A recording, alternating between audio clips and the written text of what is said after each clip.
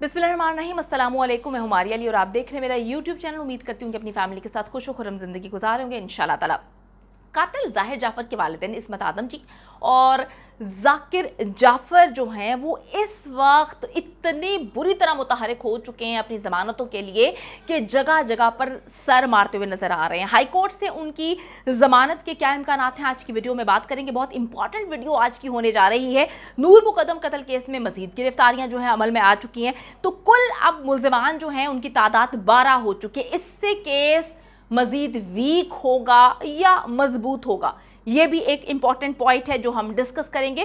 Therapy works की team को बतौर मुल्जिम क्यों गिरफ्तार किया गया है, क्यों नहीं उन्हें गवाह बनाया गया? क्योंकि अगर उनको गवाह बनाया जाता तो डेफिनेटली जाहिर जाफर के खिलाफ जो है ये केस, आपको पता है कि उसको फिर मजीद सजा देने के इम्कानात रोशन हो जाते। लेकिन अब इतने सारे मुल्ज़िमान, टोटल 12 हो चुके हैं, इससे केस पर क्या चीज़ असरअंदाज होगी, आज इस पर हम तफसील से बात करेंगे। वीडियो को आखिर तक आपने ज़रूर देखना है और अगर आपको लगता है कि आपको मेरा यूट्यूब चैनल सब्सक्राइब करना चाहिए तो वो कर लीजिएगा। साथ ही साथ बेल के आइकन पर क्लिक करें ताकि जितनी वीडियोज़ आप लोगों की अवेयरनेस के लिए बनाती हूँ आपको बर वक्त मिलती रहें। वक्त गुजरने के साथ साथ नूर मुकद्दम कत्ल केस में मजीद मुल्ज़िमान जो हैं उनकी गिरफ्तारियां अमल में देखने में आ रही हैं कि किस तरह से एकदम से 12 मुल्ज़िमान जो हैं उनको गिरफ्तार कर लिया गया। अब जो है उनके डीएनए करवाए जा रहे हैं। तो अब जो चीज़ जाहिर जाफर के गिर्द पहले घूम रही थी अब वो डाइवर्ट होती हुई नजर आ रही है। पहले एक शख्स था जिसके बारे में ये चीज़ सारे सबूत मिल चुके हैं, हर चीज़ जो कि तशद्दुद किया गया उसकी सीसीटीवी फुटेज फोरेंसिक हो चुकी है, डीएनए आ चुका है, हर चीज़ जो है ये साबित कर चुकी है कि जाहिर जाफर ने नूर मुकद्दम को किस बुरी तरह, कितनी बुरी तरह तशद्दुद करके उसका सर तन से जुदा कर दिया।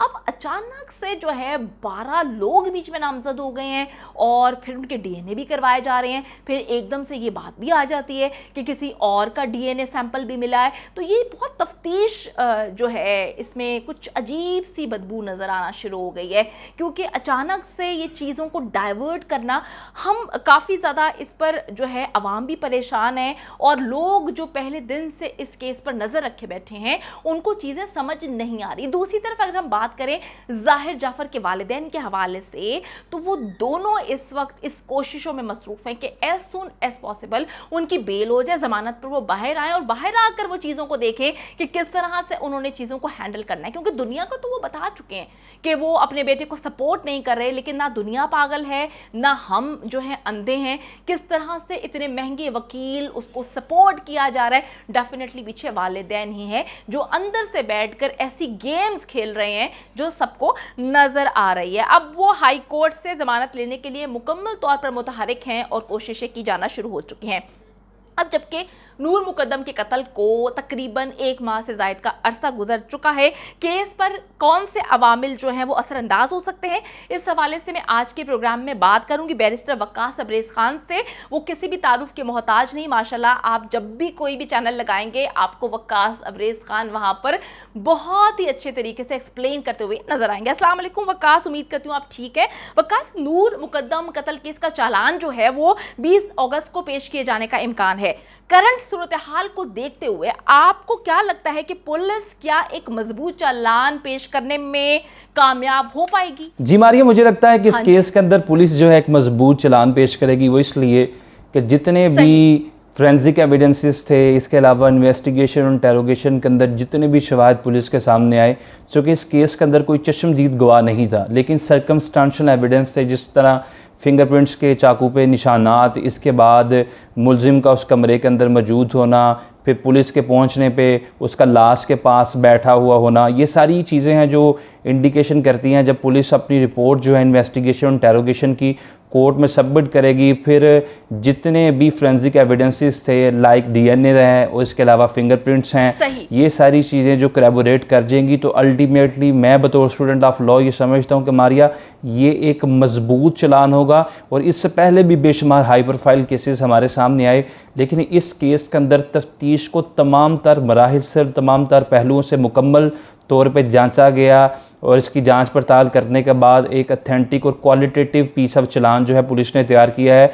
और मुझे ये लगता है कि ये चालान जो है it would be a very strong challan, जिसके बाद जो है मुलजिम के पास ट्रायल स्टेज पे बच निकलने का कोई रास्ता मौजूद नहीं होगा। अच्छा वकास, नूर मुकद्दम केस में मजीद 6 गिरफ्तारियां जो हैं वो हो चुकी हैं, इससे केस मजबूत होगा या फिर कमजोर होगा? देखिए मारिया, ये जो मजीद 6 गिरफ्तारियां हुई हैं, मैं ही बतौर स्टूडेंट ऑफ लॉ समझता हूँ कि इससे केस पे कोई हादसा फ़र्क नहीं पड़ेगा, क्योंकि जो प्रिंसिपल अक्यूज्ड है वो जाफ़र है, फिर उसके बाद जो पार्टिसिपेटर थे, फैसिलिटेटर थे, जो उस वक्त फ़ोन पे कनेक्टेड थे, उसके वालिदैन, उसके घर में जो मौजूद गार्ड्स थे, ये वो तमाम लोग हैं which tends amount to be facilitate and participate in the commission of crime. ये लोगों की गिरफ्तारियां जो थी वो ज़्यादा ज़रूरी थी। लेकिन हाँ, जो थेरेपी सेंटर के लोगों को अगर गिरफ्तार कर लिया गया या धर लिया गया तो इनसे मज़ीद कोई दूसरे केसेस के शवाहिद या अलग किस्म की इन्वेस्टिगेशन इंटेरोगेशन हो सकती है और शायद मालूम हो सके कि इसके अलावा भी इस शख्स ने कोई ऑफेंस कमिट किया है या इसके वालिदैन ने किसी ऑफेंस में इसकी आनत की है, तो लिहाजा नए शवाहिद मिल सकते हैं। लेकिन जहाँ तक इन गिरफ्तारियों का इससे ताल्लुक़ है, मैं ये समझता हूँ कि जो गार्ड्स थे, माली था, इसके पेरेंट्स थे और जितने भी सर्कमस्टेंशियल एविडेंसेस थे, those were more than enough to prove this case. Therapy works की टीम को बतौर मुल्जिमान क्यों पेश किया गया? उनको मुल्जिमान क्यों गिरफ्तार किया गया? उन्हें गवाह के तौर पर क्यों पेश नहीं किया गया? Maria, this is a very building question और मैं खुद भी ये चीज़ सोच रहा था, शायद पुलिस को कोई इस तरह के कोई एविडेंसेस या कोई इस तरह के शवाहिद मिले हों जो कि बज़ाहिर प्रामा फशाई ये चीज़ इस्टेब्लिश करते हों कि थेरेपी वर्क के अंदर या जहाँ पे भी इसने ये अपनी सारी एक्टिविटी करता था वहाँ पे भी शायद जितने भी लोग जो इसके एम्प्लॉयज़ हैं वो भी इसको डिफरेंट इस तरह की एक्टिविटीज़ के अंदर हेल्प आउट करते हैं या असिस्ट करते हैं या फैसिलिटेट करते हैं, तो शायद इस ज़िम्मन में पुलिस ने उन लोगों को उठाया हो, बतौर मुल्ज़िम गिरफ़्तार किया हो, या पुलिस के पास कोई ऐसे डॉक्यूमेंट्री एविडेंस या कोई ऐसे फ़ोन कॉल्स या ऐसे कोई एसएमएसेस उनको मसूल हुए हों जो कि कनेक्ट करती हो जितने भी इसके एम्प्लॉइज़ हैं थेरेपी वर्क के अंदर जो इसके पास काम करते हैं कि वो लोग भी डिफरेंट जराइम्स के अंदर इसके साथ जो है मुलविस रहे हैं। लिहाजा इस ज़िम्मन में अगर देखा जाए तो शायद ये एक जो है वो आस्पेक्ट है कि इनको क्यों बतौर मुल्ज़िम गिरफ़्तार किया गया। और जहाँ तक इनको बतौर जो है गवाह की बात है, तो मैं ये समझता हूँ कि इस केस के अंदर कोई चश्मदीद गवाह तो है नहीं है, तो उनको बतौर गवाह इस केस के अंदर कैसे इंक्लूड किया जाता? अगर कोई किसी किस्म की दीगर ट्रांजैक्शंस होती, कोई जराइम की एक्टिविटीज़ शख्स ने की होती, तो उस बारे में इसके करैक्टर से रिलेटेड एविडेंस ज़रूर रिकॉर्ड किया जा सकता था। लेकिन मैं ये समझता हूँ कि शायद पुलिस के हाथ कोई ऐसे सुराग या फिर एविडेंसेस लगे हों जो थेरेपी वर्क्स में काम करने वाले एम्प्लॉइज़ को भी इससे कनेक्ट करते हो, लिहाजा पुलिस ने उनको भी धर लिया। हम सबको पता है कि थेरेपी वर्क्स के जो अमजद हैं, बहुत सारे लोग मुझसे सवाल कर रहे थे, तो ये सवाल मुझे बहुत इंपॉर्टेंट लगता है। थेरेपी वर्क्स के अमजद पर कातिल ज़ाहिर जाफ़र ने किस तरह से कातिलाना हमला किया और वो कितना ज़्यादा उसकी मतलब क्रिटिकल सिचुएशन थी।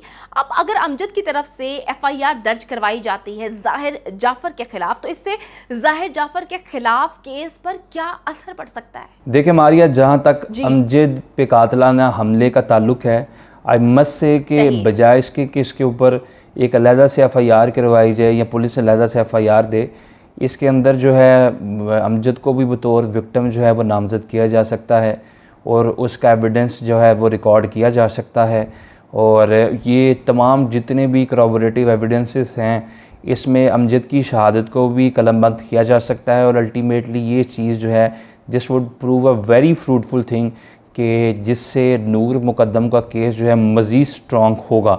अगर तो इसकी इंडिपेंडेंट एफआईआर करवाने की तरफ जाया जाए तो मैं समझता हूँ it would be a futile exercise, क्योंकि अगर इसकी एविडेंस करवा ली जाए तो उसके बाद कोर्ट्स के पास जो है मुकम्मल तौर पे सेक्शन 227 है सीआरपीसी का, उसके तहत ये इख्तियार है कि वो कोई भी ऑफेंस फर्दर ऐड करना चाहे तो वो कर सकते हैं। जिस तरह इस पे डीएनए रिपोर्ट के आने के बाद ये चीज़ यहाँ हो गई कि सिर्फ कत्ल ही नहीं हुआ बेदर्दी के साथ, बल्कि इससे पहले रेप भी हुआ, तो कोर्ट जो है रेप की दफ़ात को भी शामिल कर सकती है। एट द सेम टाइम ये जो है इसको भी बतौर विक्टिम इसके अंदर रख के तो जो अमजद को विक्टिम बीच में नामजद करके तो अमजद की एविडेंस रिकॉर्ड करने के बाद कोर्ट इस केस के अंदर जो है 324 जो कि पीपीसी की दफ़ा है उसको भी ऐड कर सकती है। वकास, क्या आने वाले दिनों में मुल्जिम ज़ाहिर जाफर के वालिदैन की जमानत मंजूर होने के इम्कानात हैं? देखिए, जहाँ तक जाफर के वालिदैन की जमानत का ताल्लुक है तो मैं ये समझता हूँ कि अगर वो ये चीज़ कोर्ट ऑफ लॉ में प्रूव कर दें कि जो इनकी कम्युनिकेशन थी जाफर के साथ उसके अंदर किसी किस्म के क्राइम का कोई तज़किरा नहीं है और उनको ये मालूम ही नहीं था कि जाफ़र कोई जुर्म का इर्तिकाब कर रहा है, चूँकि बहुत सारी ऐसी कम्युनिकेशन या कन्वर्सेशंस जो कि कोर्ट पे पेश की जाती हैं उनके अंदर जो सब्जेक्ट डिस्कस किया जाता है वो मंजर आम पे नहीं आता। लिहाजा अगर किसी शख्स का फ़ोन किसी मुल्ज़िम के साथ या मुजरम के साथ at the time of commission of crime connected है तो इसका बिल्कुल ये मतलब नहीं है कि उसने उसमें आनत की होगी। शायद कि वो उसे स्नब कर रहा हो, शायद कि वो उसे उसको रोकने के लिए कह रहा हो, लेकिन इस चीज़ पे ज़रूर क्वेश्चन राइज किए जाएंगे कि जब आपको पता था कि 2.5-3 घंटे से तशद्दुद किया जा रहा है और वो उस नूर का कत्ल कर देगा, तो लिहाजा ऐसी सूरत हाल में वो जो उसके पेरेंट्स थे they must recourse to the public authority, वो उनको इन्फॉर्म करते बतौर सिटीजन ऑफ स्टेट। ये उनकी जिम्मेदारी है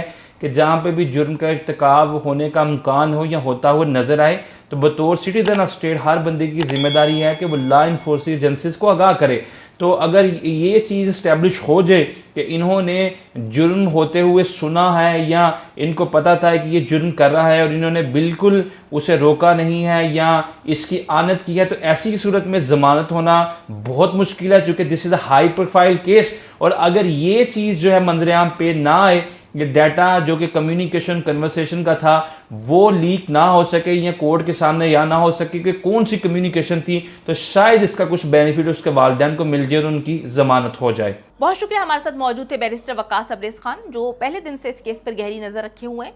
जिस तरह से उन्होंने हमें एक्सप्लेन किया, बहुत सारी चीज़ें क्लियर हो चुकी हैं। शुक्रिया आपकी कीमती राय का। आखिर में सिर्फ ये बात बोलना चाहूँगी कि इस केस से हम सबको बहुत कुछ सीखने की ज़रूरत है। हम में से कोई भी शख्स, कोई भी इंसान परफेक्ट नहीं होता, गलती का मार्जिन ज़िंदगी में है, लेकिन हमें लोगों की गलतियों से सीखना चाहिए। समटाइम्स ऐसा होता है कि हम लोगों की गलतियाँ से सीख कर जो है अपने आप के अंदर जो गलतियाँ उसको दुरुस्त करने में कामयाब हो जाते हैं। मैं हमेशा ये बात कहती हूँ, जितने भी मेरे दोस्त हैं, आप लोग भी जो है एक फैमिली है, उनको यही बात समझाऊंगी कि विक्टिम मत बने, लोगों की चीज़ों से सीखें और अपनी ज़िंदगी को दुरुस्त सिमत पर लेकर जाने की कोशिश करें। मैं यही वालिदैन से कहूँगी कि निकाह को आम करें, मुश्किल मत करें शादी को, चाहे वो लड़की के वालिदैन हो या लड़की के वालिदैन हो। इस हद तक आसान कर दें कि ज़िंदगी जो है वो सुकून से, बच्चे अगर बच्चियाँ शादी करना चाहते हैं तो उनकी ज़िंदगियों में इतने प्रॉब्लम्स ना हो। और जब बच्चियों की शादी हो जाए तो खुसूसन लड़कियों के वालिदैन को चाहिए कि अपनी बेटियों के साथ मुसलसल राब्ते में रहें, क्योंकि जो घर में जो कुरुतुलैन के साथ हुआ हम उसको वापस तो नहीं लेकर आ सकते, लेकिन हम कोशिश कर सकते हैं कि अपनी बच्चियों पर उनके साथ राब्तों में रहें। और अगर हमारे बच्चों या बच्चियों के साथ कोई गलत कर रहा है तो उनको बताएं कि गलत और सही में फ़र्क क्या है। उन्हें आवाज़ उठानी चाहिए, उन्हें बोलना चाहिए। किसी का भी टॉर्चर जो है वो एक बार अगर हम बर्दाश्त कर लेते हैं तो वो सारी ज़िंदगी हमें टॉर्चर ही देता रहता है, क्योंकि उनको लगता है कि अगर हम एक बार नहीं बोले तो सारी ज़िंदगी नहीं बोलेंगे। सही और गलत में फ़र्क करें, निकाह को आम करें, ज़िंदगी को सुकून में लेकर आएँ। गलत और सही के फैसलों में जो है अपने आप को बीच में कंफ्यूज ना करें। बड़े ही सिंपल से दो रास्ते हैं, एक सही की जानिब होता है, एक गलत की जानिब होता है।